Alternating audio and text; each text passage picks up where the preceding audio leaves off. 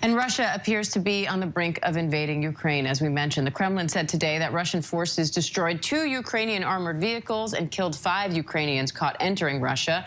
It's a worrying announcement as President Putin holds a very public meeting with his national security advisors on whether to recognize separatists in Ukraine as an independent group.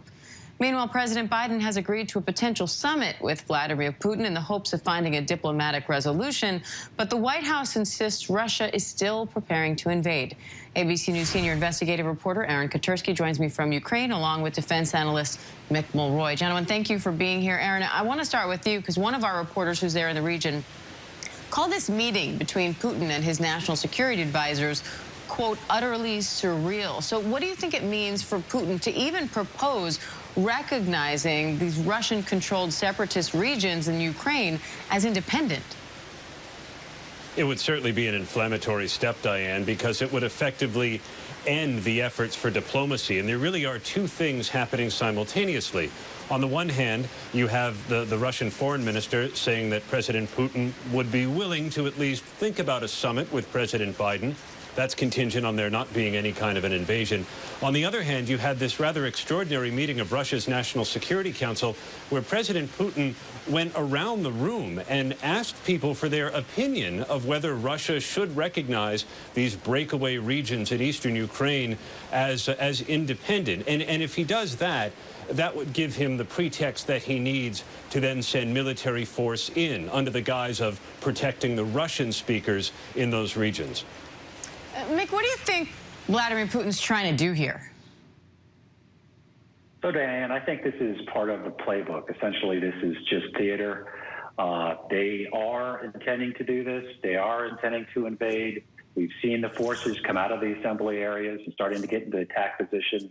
We've seen the activities in what we would call phase 0 or preparation phase with cyber attacks and these really what I would call amateurish false flag operations and videos that have been deemed fraudulent almost immediately after disclosure. This just seems to be one more part of their plan to prepare and then eventually invade Ukraine. And Aaron, Ukraine has denied those reports that 2 Ukrainian armored vehicles and that 5 Ukrainians entered Russia and were destroyed. We have seen, as Mick mentioned, a barrage of false reports, staged videos by Russia already. So how credible is this announcement by Russia at this point? Well, you have to take it with a rather large grain of salt, I think, because the U.S. and its Western allies believe this is simply Russia raising the prospect of a Ukrainian invasion to give them an excuse, again, to send in their own military troops, which have been massed rather menacingly along Ukraine's borders. The Ukrainians have used a recent term of art, calling it fake news, that their own people are launching attacks into Russia-controlled areas or into Russian soil itself, despite these videos and the like, which have only been ramping up in recent days. And I think it's part of the reason why we've seen the U.S. call it out at every turn. Secretary of State Blinken anticipated just this: false flags followed by meetings of Russian officials to give kind of a rubber stamp to whatever Vladimir Putin ultimately decides. And Aaron, a letter obtained by ABC News that was sent to the United Nations says the U.S. has, quote, credible information that indicates Russian forces are creating lists of identified Ukrainians to be killed or sent to camps following a military occupation. And that report includes journalists, anti-corruption activists, even minorities on a list of potential targets. So what do we know about that at this point?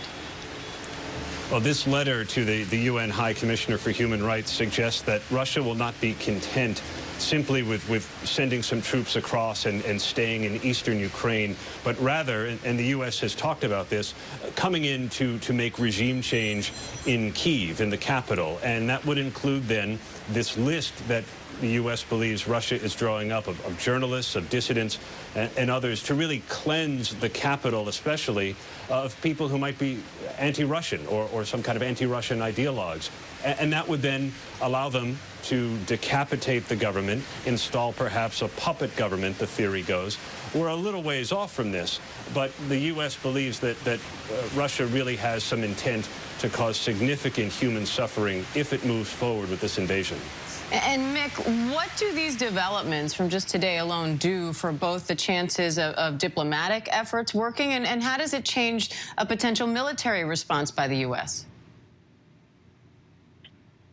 So first of all, I'd like to say that Aaron's exactly right. What the role that the Special Operations Forces will play in this conventional conflict will be just that. They will likely go after command and control leadership targets. They will then start a whole propaganda element, installing their own individuals. It's right out of what they call the Gerasimov doctrine, which is how Russia wages war. So I think that's entirely right. And I think the Spetsnaz will probably be leading that effort. As far as diplomacy, I think, and I think Secretary Blinken has made it clear, we are absolutely willing to continue diplomacy. They will agree to meet this Thursday, only if Russia doesn't invade. And it does appear that Russia may be using all of these diplomatic efforts as simply a ruse to prepare for this invasion. Only time will tell. I hope that's not the case, but that's what it's looking at like right now. All right, Aaron and Mick, we appreciate the analysis from both of you. Thank you. Thanks, Diane.